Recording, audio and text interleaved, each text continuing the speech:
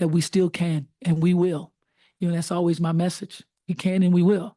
We're going to learn from this and we're going to push out of this. We're going to be the most aggressive team the next time we step on the floor.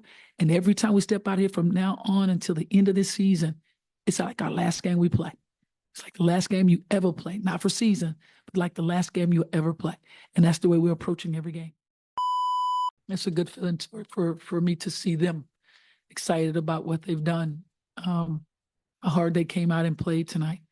What we talked about in the locker room, about this being like your last game you ever play. You give it everything you have.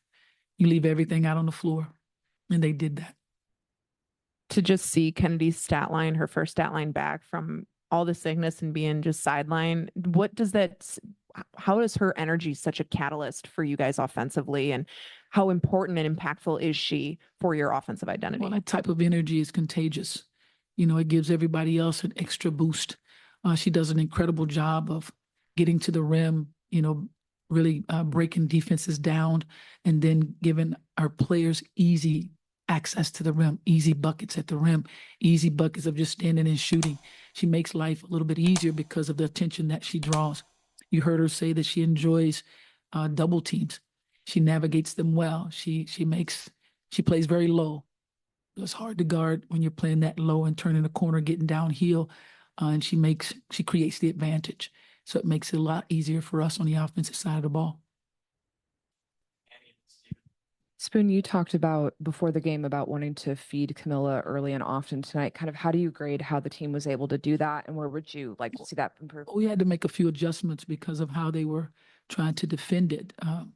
Had to move Angel around just a little bit so they couldn't double as much as they wanted to, which was to their advantage in that first quarter a little bit. And we just made our adjustments to kind of open the floor up a little bit for Camilla, especially with our guards getting their feet into the paint and then finding her on the roll, finding her on rip screens. We were finding her and getting the ball to her. So that was huge for us.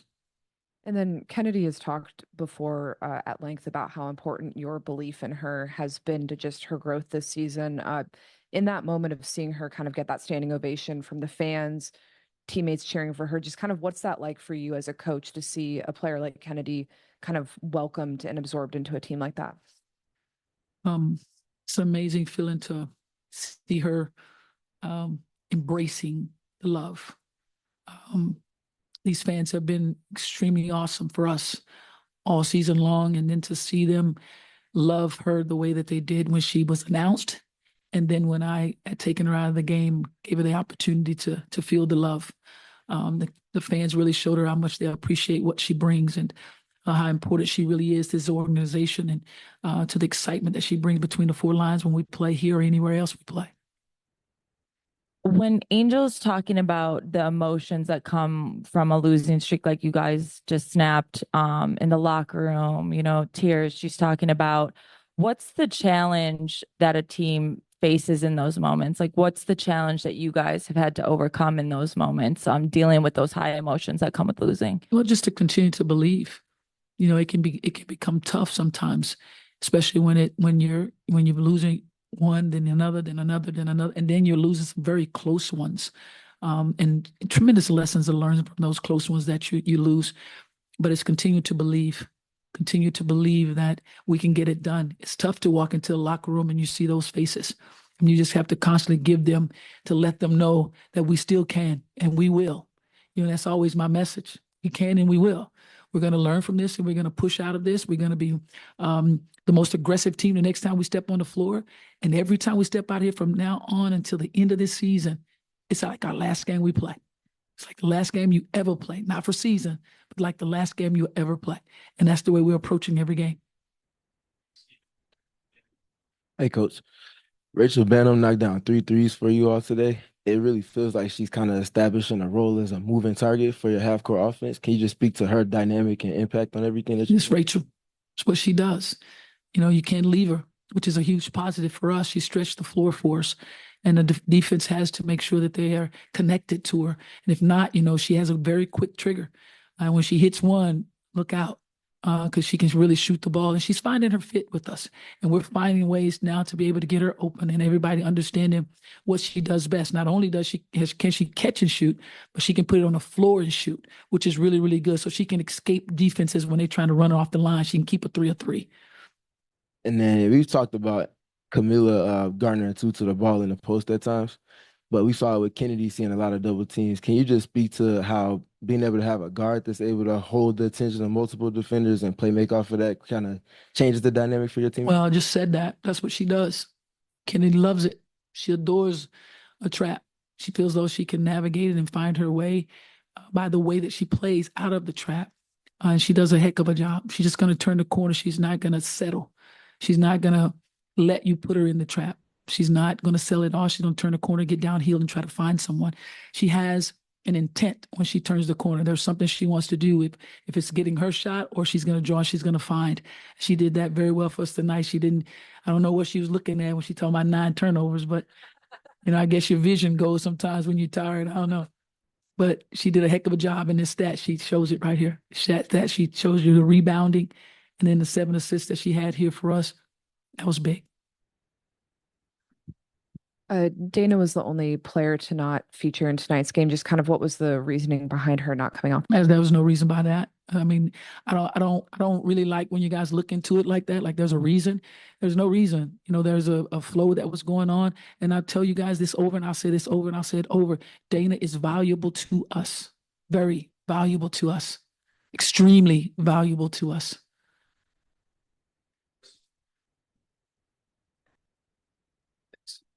Spoon, when you go through the losing streak and you talk about the stretch there, who are some of the voices that you've seen kind of step up in the locker room, maybe veteran, rookie presence, that kind of stuff? Who are some of the voices you've seen and how impressive has it been? And to be honest, I don't step into their locker room. I don't step in there until I have to. That's their safe haven. I was like that as a player.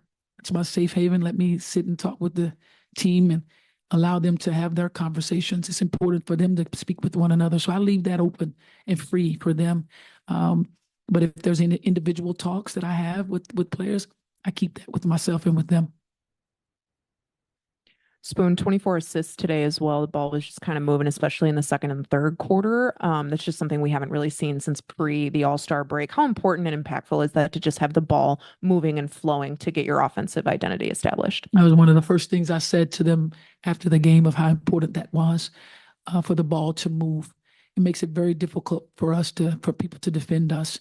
And it's something that we haven't been the best at. If you look at the stats, we're not one of the teams that's in the top of standings. But tonight was huge to have 24 assists. So that lets you know that we were moving the ball and there was a pass coming for someone to get a bucket, which is really good. So it doesn't look like we were more of an ISO team. We were moving the basketball. And then you heard from Angel just how kind of going through that losing streak is something that can humble them. What does that losing streak teach you as a coach? Well, it teaches you a heck of a lot. I study all the time. I think I study way more than I sleep because I critique myself. I don't need anyone to critique me. I critique myself. I'm very hard on myself. I take blame for a lot of things because I am leading this team. I am putting them in positions to be successful. So it teaches you a lot of where you can change some things to make things a little bit better, to kind of open the floor up a little bit more for them. If you can see, we've opened the floor up just a little bit more for their talents to be released. We don't box our gifts here. We allow them to be free in what we ask them to be yourselves in our offensive stuff and our defensive stuff. But it teaches you a lot of how to open the floor up and see what's necessary for them to be successful. You can't stick with everything. Sometimes you have to change a little bit. Angel's finishing was phenomenal tonight after a few rough games. Was there I've been tough on her. I was going to say, was there a message from the coaching staff, or is that, credit to Kennedy for coming back, giving her some quality assists on the pick and roll? Absolutely. It makes it easy when you can get an easy shot. I always say, guards, we have to make life easy for your bigs. If you can make it easy for your bigs by where you pass the ball, and there's no skill involved, all they got to do is turn and lay it up. It makes life easy. But I've been on her pretty bad about finishing. She works her tail off. And that's about being patient and sometimes giving yourself a little bit of grace. Give yourself a little bit of grace and do what you've trained yourself to do and trust that training at all times. As you can tell, she took a few outside shots. She did not one time get down on herself. She knocked down a big three afterwards. That's what we want to see. We want to see every one of our players being that confident. Camilla knocks down a shot at the elbows at the free throw line. That's big. That's confidence. It's more to these players that you haven't seen yet. It's a matter of them releasing it. Appreciate you guys. Have a great night.